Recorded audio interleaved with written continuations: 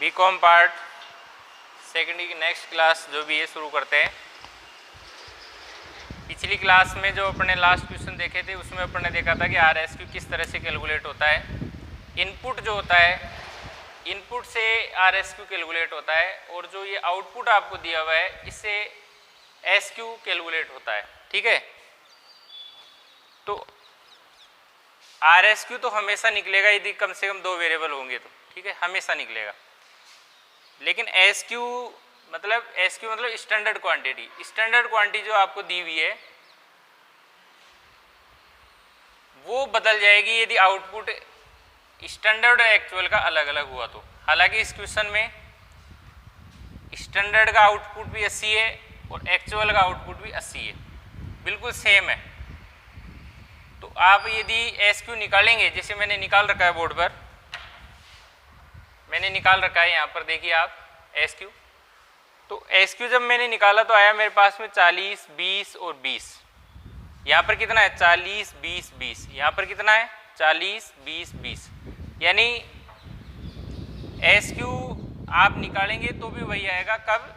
जब output same हो, output same हो। यदि आउटपुट अलग अलग है, किसका? स्टैंडर्ड का और एक्चुअल का आउटपुट अलग अलग है, तो ये आपका SQ चेंज हो जाएगा। मतलब वो जो चेंज होकर आएगा वही काम में लेना है आपको कैलकुलेशन में।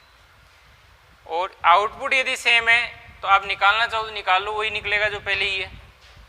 नहीं निकालोगे तो भी ये काम में ले सकते हैं। दूसरी बात, RSQ हमेशा निकालना है, भले ये सेम ही क्यों नहीं हो। हालांकि इस क्वेश्चन में अलग अलग है, ये 80 है, ये 60 है इनपुट, तो हमेशा निकालना आपको ये है कि भाई यदि इनपुट सेम होगा तो जो SQ होगा वही RSQ होगा। ठीक है, लेकिन RSQ की जगह RSQ काम में लेना है और SQ की जगह SQ काम में लेना है। कुल मिलाकर इनपुट से हमेशा RSQ आपको निकालना है, चाहे सेम हो चाहे नहीं हो। और SQ ये सेम हो तो निकालने की जरूरत नहीं है, जो ही काम में लेना है। और आउटपुट मान लीजिए अलग अलग है तो फिर आपको नया SQ निकालना है। ठीक है, ये बात अपने लगभग सभी नेक्स्ट क्वेश्चन में करता रहूँगा।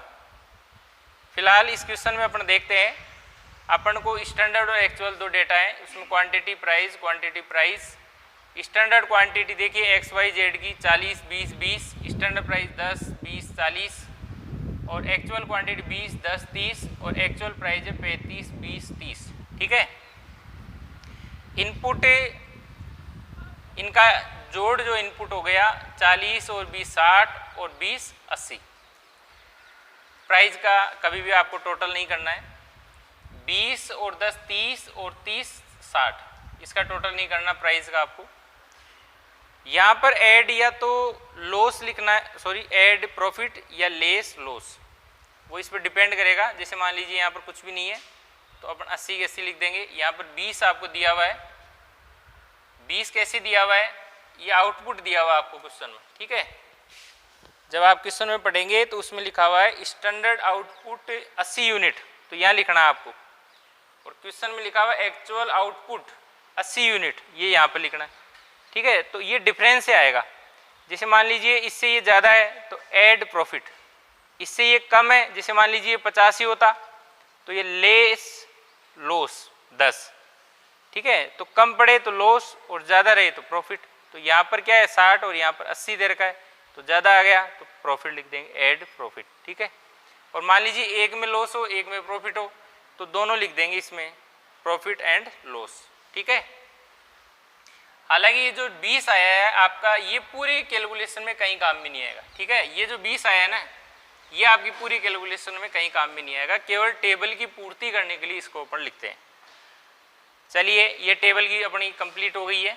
सबसे पहले अपन RSQ निकालते हैं, और RSQ मैंने कहा इनपुट से निकलेगा और SQ किससे निकलेगा? आउटपुट से। इनपुट से RSQ, ठीक है, और आउटपुट से SQ। SQ जब ही निकालना जब आउटपुट अलग अलग हो।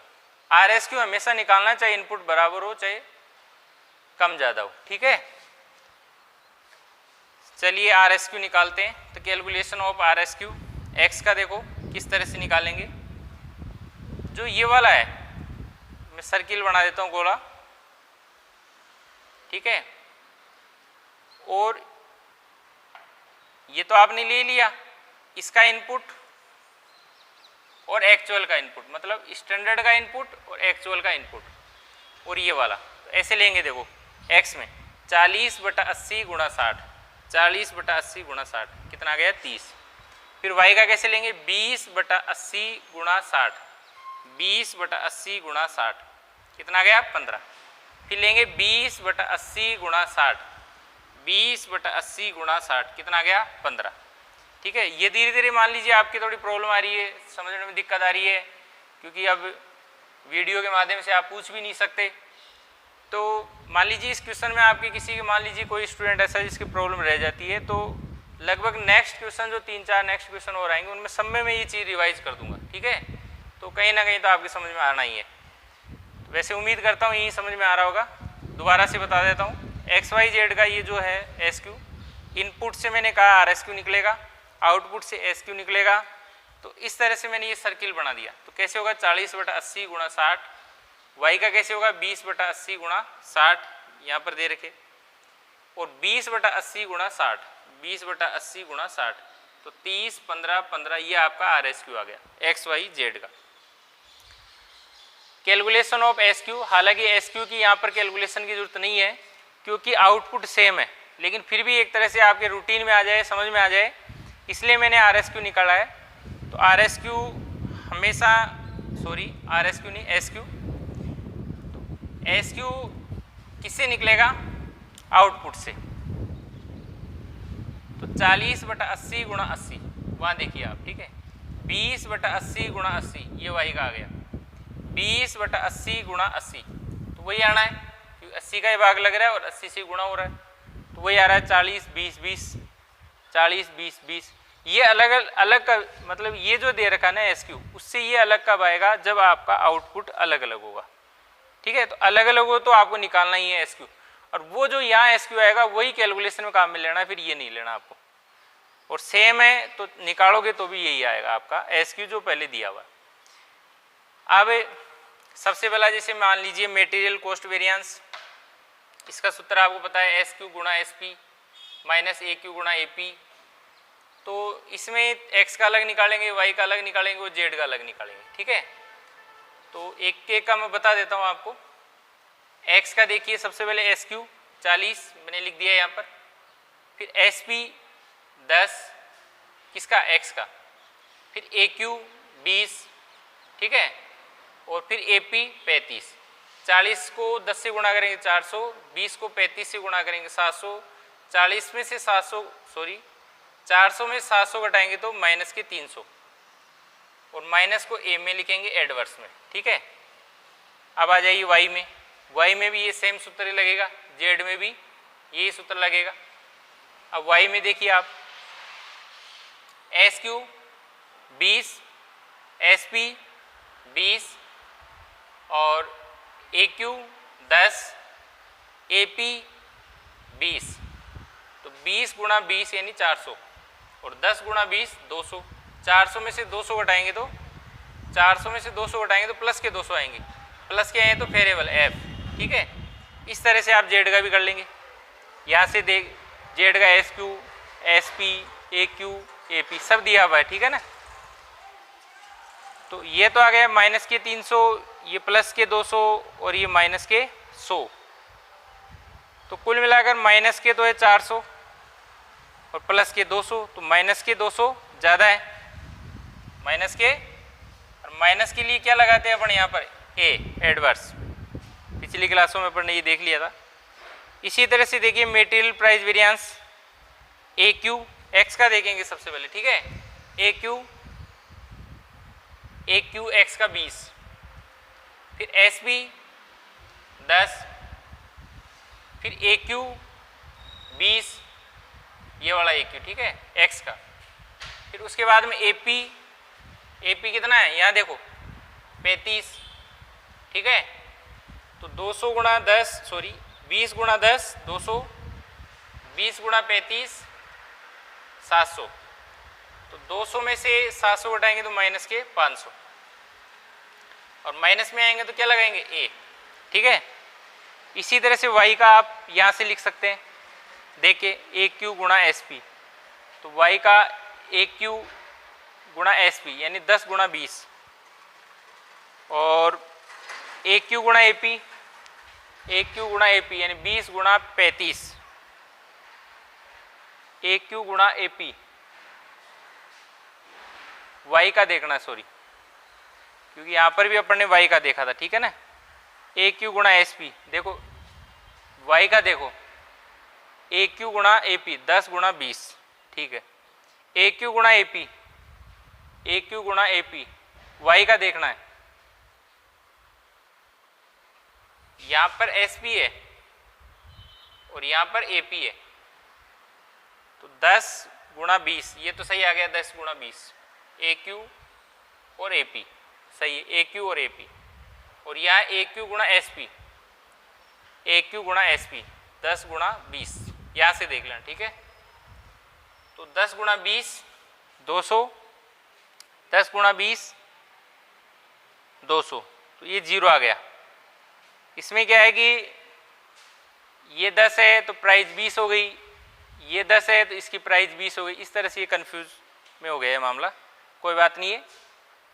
ये इसकी क्वांटिटी, ये इसकी प्राइस, ये क्वांटिटी और ये प्राइस, तो एक बार ए क्यू ए पी से गुणा हो रहा है और एक बार ए क्यू एस पी से गुणा हो रहा है, ऐसा ही हो रहा है ना। तो नेक्स्ट भी जेड का भी ऐसे ही कर लेंगे। तो देखो एक्स का आया माइनस के 500, वाई का 0 और जेड का प्लस 300, तो प्लस तो है 300 और माइनस के 500, तो माइनस के 200 बच गए, तो माइनस के 200 आएंगे तो ए आएगा एडवर्स, ठीक है। इसी तरह से मटेरियल यूजेज वेरिएंस में एक एक्स का देख लेते हैं, वाई का और जेड का फिर सेम वैसे ही हो जाएगा। एस क्यू एक्स का देखो भाई, एस क्यू 40 आ गया, ठीक है। एस पी 10, ठीक है। ए क्यू गुणा एस पी, ए क्यू गुणा एस पी यानी 20 गुणा 10, 20 गुणा 10 हो गया 200, ठीक है। और 40 गुणा 10 400, 400 में से 200 गए तो 200 प्लस के बच गए, और प्लस वाले को कैसे लिखेंगे वेरिएबल में। इसी तरह से वाई का आ जाएगा, उसी तरह से जेड का आ जाएगा। तो 200 ये प्लस के मतलब एफ है, ये भी एफ है, ये ए है, ए वाला माइनस है, ठीक है। तो 200 और 200 400 हो गए प्लस के, और माइनस के भी 400, तो ये भी क्या आ गया 0 आ गया अपना, ठीक है। मतलब मेटीरियल यूजेज वेरिएंस 0 आ गया। यहाँ पर मेटीरियल प्राइस वेरिएंस का एक जो वाई वाला आया था ना वो 0 आया था, ऐसा नहीं कि मेटीरियल प्राइस वेरिएंस 0 आया था, मेटीरियल प्राइस वेरिएंस तो 200 ए आया था। इस तरह से मेटीरियल यूजेज वेरिएंस कंप्लीट देखे तो 0 आ रहा है, ठीक है। अब मेटीरियल सब यूजेज वेरिएंस या मेटीरियल यील्ड वेरिएंस जो है उसको हालांकि लास्ट में करते हैं, लेकिन इसका मेटीरियल मिक्स वेरिएंस से पहले उत्तर दे रखा है, इसलिए मैंने पहले कर दिया। हालांकि ये पहले मेटीरियल मिक्स वेरिएंस होगा, उसके बाद में मेटीरियल सब यूजेज वेरिएंस या मेटीरियल यील्ड वेरिएंस होगा, ठीक है। मेटीरियल सब यूजेज वेरिएंस या मेटीरियल यील्ड वेरिएंस कैसे होगा, एस क्यू गुणा एस पी। एक मिनट एक्स का देखेंगे, ठीक है ना। एस क्यू गुणा एस पी, एस क्यू गुणा एस पी यानी 40 गुणा 10, 40 गुणा 10। आर एस क्यू गुणा S P, R S Q देखो भैया यहाँ देखना पड़ेगा 30 और एस पी कितना है 10, तो 30 गुणा 10, 30 गुणा 10 300, तो 400 में से 300 गए तो प्लस के 100, ठीक है। ये वेरिएबल आ गया आपका, प्लस में आ गया इसलिए वेरिएबल आ गया। इसी तरह से वाई का निकाल लेंगे और जेड का निकाल लेंगे, ठीक है ना। तो 100 प्लस क्या है वेरिएबल है, तो ये भी प्लस का है, तो 100 100 200 और ये भी प्लस का है 400, ठीक है। तो 400 वेरिएबल आ गया। इसी तरह मटेरियल मिक्स वेरिएंस जैसे आर एस क्यू गुणा एस पी, तो आर एस क्यू तो आपको यहाँ मिल जाएगा, ये निकाल रखा है अपन ने, और एस पी यहाँ पर दिया हुआ आपको, ठीक है। ए क्यू और एस पी, ये आपका ए क्यू रहा पूरा सबका अलग अलग, और एस पी, ठीक है। इस तरह से अपन आप इसको खुद सोल्व कर लेना। जब यदि material cost variance, material price variance, material usage variance, material sub usage variance या मटेरियल यील्ड वेरिएंस ये सॉल्यूशन कर लेंगे तो ये भी बिल्कुल ईजी है।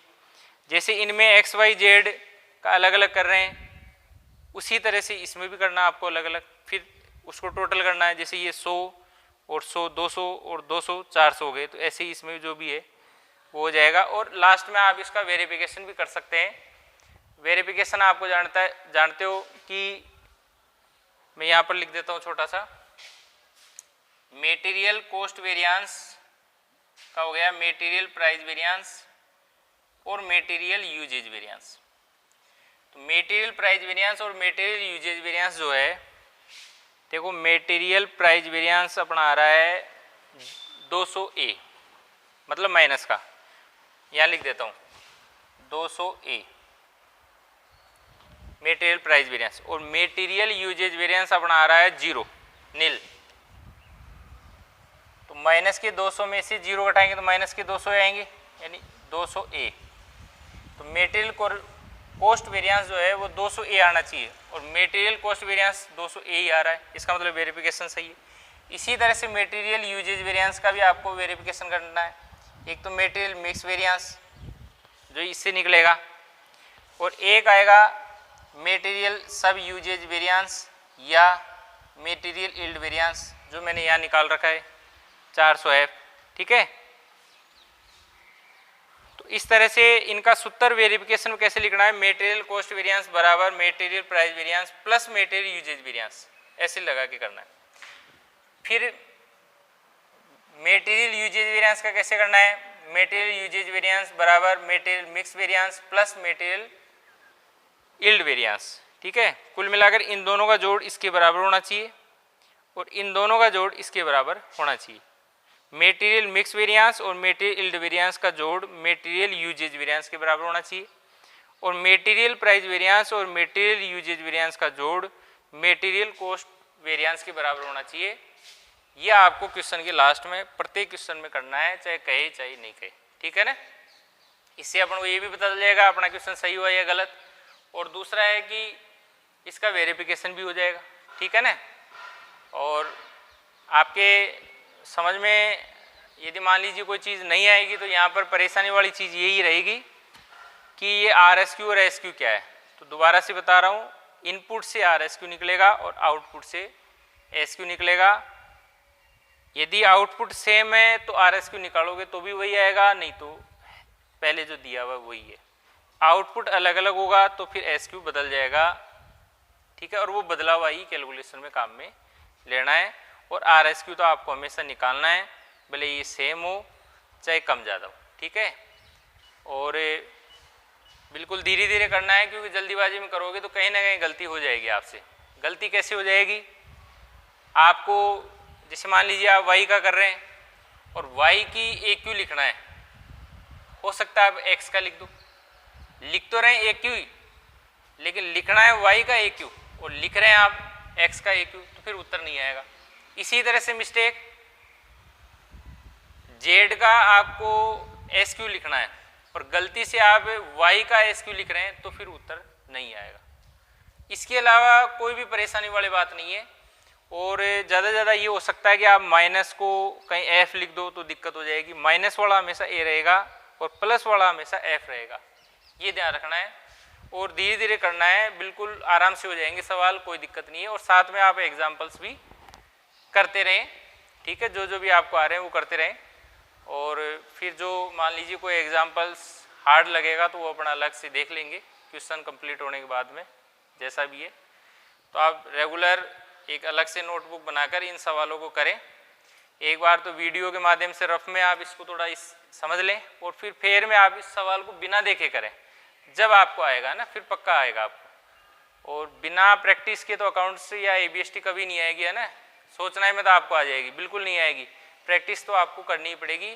प्रैक्टिस करने पर ही आपको ABST या जो मैथमेटिक्स वाले जो सब्जेक्ट होते हैं वो तभी आएंगे, नहीं आपको नहीं आएंगे, है ना।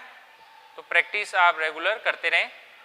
और एक बार तो वीडियो के साथ में आप रफ में कर सकते हैं ना, समझ में आ जाए, या समझ लीजिए आप, फिर बिना दे के आप उसको अलग से और करो। ठीक है, थैंक यू।